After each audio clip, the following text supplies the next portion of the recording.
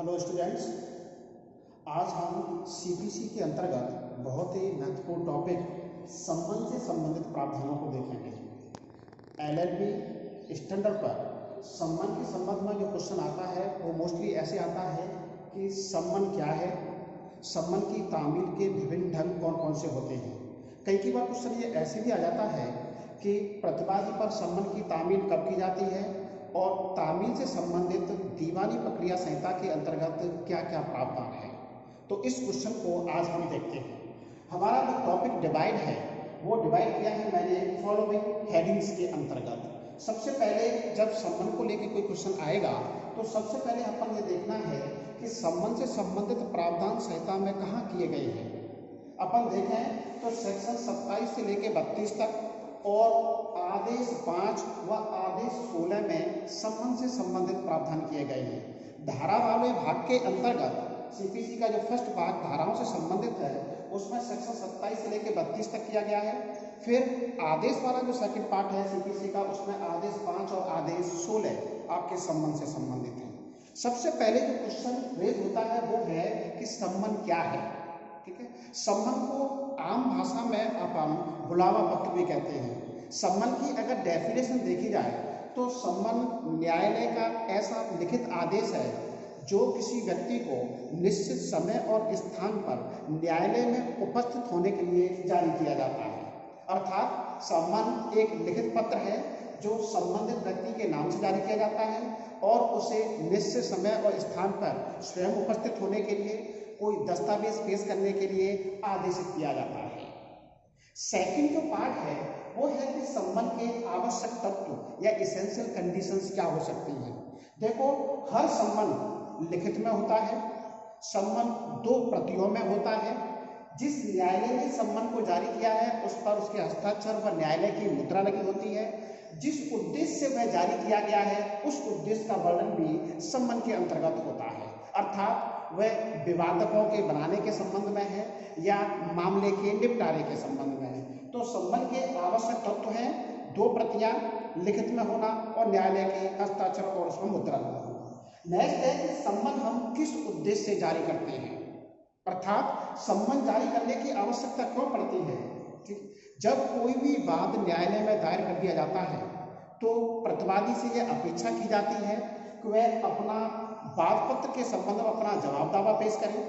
न्यायालय को यह आवश्यकता पड़ती है कि किसी गवाह को न्यायालय में पेश किया जाए। यह जरूरत पड़ती है कि हम कोई दस्तावेज किसी व्यक्ति से मंगाएं तो जिन माध्यमों से हम व्यक्ति को सूचित करते हैं, अर्थात हम प्रतिवादी को सूचित करते हैं कि अपना लिखित कथन या जवाब दावा पेश करो, तो जिस माध्यम से सूचित किया जाता है वो संबंध कहलाता है। अर्थात वाद पत्र संस्थित या दायर होने के बाद जब हम प्रतिवादी को सूचना देते हैं तो हम संबंध जारी करते हैं और प्रतिवादी को यह आदेश दिया जाता है कि आप वाद पत्र का जवाब 30 दिन के भीतर प्रस्तुत कीजिए। ये प्रावधान दिया गया है आपके सेक्शन 27 के अंतर्गत कि वाद संस्थित होने के कितने दिन के बाद प्रतिवादी पर संबंध की तामील की जाएगी। तो वाद संस्थित होने के 30 डे के भीतर हम प्रतिवादी पर संबंध की तामील करते हैं। अगर सपोज करो कोई भी प्रतिवादी ऐसा है जो जिस न्यायालय में वाद दायर किया है उससे किसी अन्य न्यायालय के क्षेत्राधिकार में रहता है, ऐसी कंडीशन में सेक्शन 28 के संबंध में प्रावधान किया गया है। सीपीसी की धारा 28 कहती है कि जब प्रतिवादी अन्य न्यायालय के क्षेत्राधिकार में है तो संबंध उस न्यायालय को जारी किया जाएगा जिसके अधिकारता में है और ऐसा न्यायालय संबंध की तामील कराएगा। ठीक है, नेक्स्ट देखते हैं कि संबंध की तामील के ढंग कौन कौन से होते हैं, अर्थात एक संबंध की तामील के मोड्स कौन कौन से हैं। तो इन मोड्सों में सबसे पहले अपन देखें, जो पहला है वो न्यायालय के द्वारा या न्यायालय के द्वारा संबंध की तामील कराया जाना, जो कि आदेश 5 के रूल 9 के अंतर्गत प्रावधान किया गया है। अर्थात न्यायालय के द्वारा वाद संस्थित होने के बाद न्यायालय स्वयं संबंध की तामील कराता है या हम ये कहें कि न्यायालय के अधिकारी के माध्यम से तामील होती है। आम भाषा में अपन शब्द सुना होगा आपने, तामील पुरिंदे, जो कि संबंध की तामील कराई जाती है। सपोज करो अगर संबंध की तामील का दूसरा तरीका दिया जाए तो वादी के द्वारा भी संबंध की तामील कराई जा सकती है।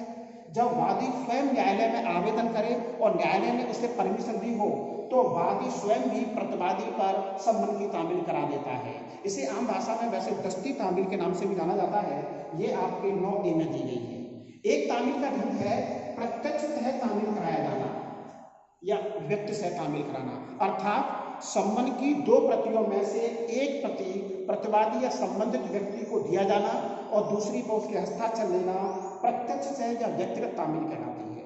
तामील का नेक्स्ट ढंग है प्रतिस्थापित तामील। ये बहुत ही इंपॉर्टेंट है।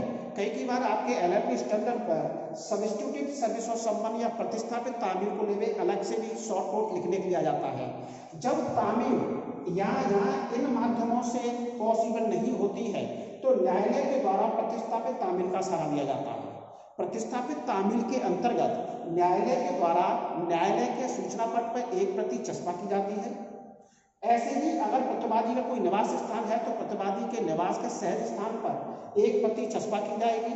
ठीक है, न्यायालय के द्वारा लोकल न्यूज़पेपर के अंतर्गत भी उसकी एडवर्टाइजमेंट निकाला जाएगा, जिसे हम मान के चलाएंगे कि प्रतिवादी का तामील हो गई है। प्रतिस्थापित तामील का प्रभाव यही होता है कि मानो प्रतिवादी पर सम्मन की तामील कर दी गई है। प्रतिस्थापित तामील का प्रावधान आदेश 5 के नियम 20 में दिया गया है।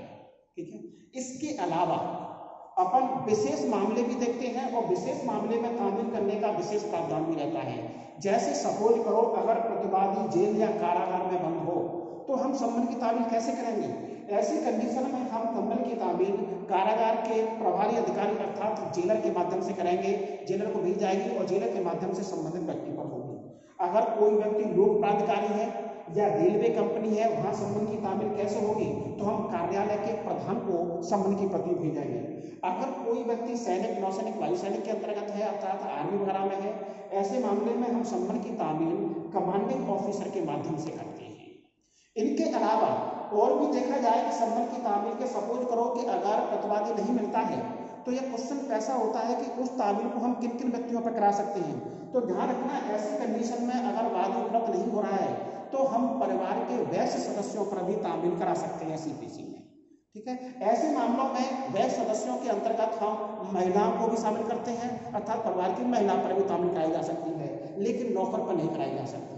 यहाँ एक चीज देखने की बहुत इंपॉर्टेंट है कि दांडिक मामलों में और दीवानी मामलों में महिलाओं से संबंधित एक विशेष प्रावधान है। CRPC के सेक्शन 61 से लेकर 69 तक, ठीक है, अभिव्यक्ति पर सम्मन की तामील से संबंधित प्रावधान है, जहां कहा गया है कि दांडिक मामलों में महिला पर सम्मन की तामील नहीं कराई जा सकती। लेकिन दीवानी संहिता के अंतर्गत या सिविल मामलों के अंतर्गत यह कहा जाता है कि महिला पर सम्मन की तामील करा दी जाती है। ये बहुत ही इंपॉर्टेंट क्वेश्चन है कि दांडिक मामलों में महिला पर सम्मन की तामील नहीं होती है, जबकि सिविल मामलों में हम महिला पर तामील करा सकते हैं। लेकिन नौकर पर तामील, ठीक है, न तो सिविल मामलों कराई जाती न दांडिक मामलों में कराई जाती। एक क्वेश्चन और बनता है कि आदेश 5 में संबंध में जो प्रावधान किए गए हैं, आदेश 16 विशेष रूप से साक्ष्यों के संबंध में प्रावधान किया गया है कि साक्ष्यों पर सम्मन की तामील करने के क्या क्या प्रावधान रहेंगे। ये आदेश 16 के अंतर्गत दिया गया है। अगर कोई भी व्यक्ति सपोज करो सम्मन जारी किया है, सम्मन के आदेश को नहीं मानता है, तो उसके संबंध में संहिता की धारा मेरे यहाँ लिखी नहीं है, धारा है 32 के अंतर्गत प्रावधान किया गया है, अर्थात उसके विरुद्ध कोर्ट के द्वारा क्या कार्रवाई की जा सकती है। ऐसे व्यक्ति के विरुद्ध न्यायालय सम्मन के स्थान पर वारंट जारी कर सकता है। दूसरा, उसकी संपत्ति को कुर्क कर सकता है, उस पर 5,000 रुपये तक का जुर्माना भी आरोपित किया जा सकता है। तो ये प्रावधान है CPC में प्रतिवादी पर या साक्षियों पर सम्मन की तामील करने से संबंधित।